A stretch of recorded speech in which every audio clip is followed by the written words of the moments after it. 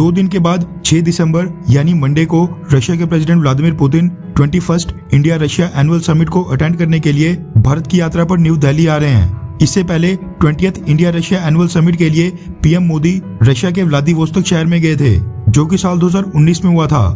Prime minister Narendra Modi और president Vladimir Putin दोनों leaders face to face last time साल 2019 में ब्राजील की राजधानी ब्राजीलिया में ब्रिक्स समिट के दौरान मिले थे, जिसको अब तकरीबन 2 साल से ज्यादा का समय हो गया है। रशिया के प्रेसिडेंट व्लादिमीर पुतिन भारत आकर क्या घोषणा करते हैं और दोनों देशों के रिलेशनशिप पर क्या बोलते हैं, वो तो खैर उसी दिन पता चलेगा। लेकिन भारत आने से पहले ही रशिया के प्रेसिडेंट व्लादिमीर पुतिन की भारत के ऊपर एक स्टेटमेंट सामने आ गई है। रेफरेंस के लिए आपकी स्क्रीन के ऊपर टाइम्स नाउ के आर्टिकल का स्क्रीनशॉट है, जिसके मुताबिक व्लादिमीर पुतिन ने भारत के लिए कहा कि भारत मल्टीपोलर वर्ल्ड का एक ऐसा आधिकारिक सेंटर बन गया है जिसकी फॉरेन पॉलिसी की फिलॉसफी और प्रायोरिटीज मॉस्को यानी रशिया के बेहद करीब हैं। यानी कि भारत की इतनी ज्यादा इंपॉर्टेंस बढ़ गई है कि भारत नए मल्टीपोलर वर्ल्ड का एक केंद्रीय बिंदु बन गया है और भारत के बिना एक मल्टीपोलर वर्ल्ड के बारे में कल्पना करना और सोचना बिल्कुल गलत होगा। पुतिन ने कहा कि मुझे विश्वास है कि दोस्ती और आपसी समझ की मजबूत परंपराओं पर भरोसा करते हुए हम रूस भारत संबंधों को और भी ज्यादा विकसित और मजबूत करना जारी रखेंगे।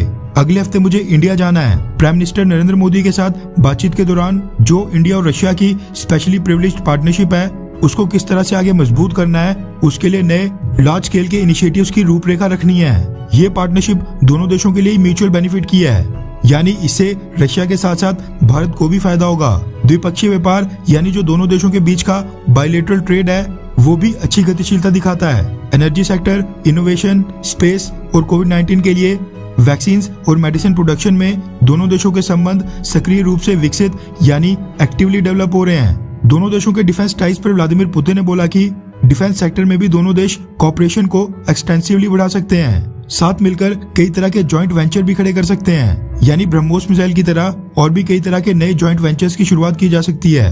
पुतिन ने कहा कि हम इंडिया के साथ full range of Russian Indian ties develop करना चाहते हैं, यानी ऐसे टाइज जो न सिर्फ डिफेंस सेक्टर तक ही सीमित रहें बल्कि और भी अलग अलग सेक्टर्स जैसे ट्रेड, स्पेस, एनर्जी, टूरिज्म वगैरह में भी कोऑपरेशन को बढ़ाना चाहते हैं। वैसे आपकी जानकारी के लिए बता दूं कि जैसे ही रशियन प्रेसिडेंट व्लादिमीर पुतिन की इंडिया विजिट की घोषणा हुई उसके बाद मीडिया में ये डिबेट शुरू हो गई थी कि व्लादिमीर पुतिन पैंडेमिक के बीच पहली बायलैटरल विजिट के लिए इंडिया जा रहे हैं, ना कि चाइना, जो दिखाता है कि रशिया के लिए इंडिया कितना ज्यादा मैटर करता है। ऐसे में चाइना के साथ रशिया की कोऑपरेशन बैकफुट पर ना चली जाए।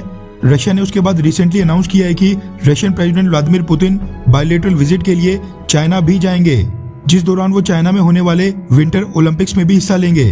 चाइना ने तो व्लादिमीर पुतिन की इस विजिट के बारे में कह दिया है कि Vladimir Putin Beijing winter Olympics की ओपनिंग सेरेमनी को अटेंड करने 4 फरवरी को चाइना में ही प्रेजेंट होंगे।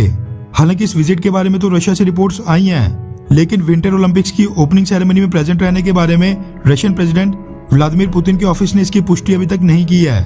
ये बेहद इंपॉर्टेंट इसलिए भी हो जाता है क्योंकि ह्यूमन राइट्स की हैंडलिंग को लेकर अमेरिका, ब्रिटेन, कनाडा समेत कई सारे वेस्टर्न देश बीजिंग विंटर ओलंपिक्स को बॉयकॉट करने की बात बोल रहे हैं। वहीं रशिया को डोपिंग स्कैंडल के कारण 4 साल के लिए बैन भी कर दिया गया था। रशिया तो इस इवेंट में पार्टिसिपेट भी नहीं कर सकता है, यानी उसका फ्लैग ओपनिंग सेरेमनी में नहीं होगा। लेकिन इसके बावजूद व्लादिमीर पुतिन का जाना दर्शाता है कि रशिया चाइना को कितना स्ट्रांगली बैक करता है।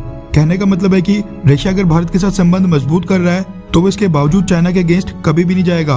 वीडियो के नीचे डिस्क्रिप्शन बॉक्स में मेरी इंस्टाग्राम आईडी और इंडियन अफेयर्स चैनल की सोशल मीडिया प्रोफाइल्स हैं, अगर आप चाहें तो उनको फॉलो कर सकते हैं। इसी के साथ आपकी राय भी मैटर करती है, इसलिए आपको क्या लगता है कि भारत को अपने रिलेशंस किसके साथ ज्यादा मजबूत करने चाहिए, अमेरिका या फिर रशिया, या फिर दोनों के बीच न्यूट्रल रहना ठीक रहेगा?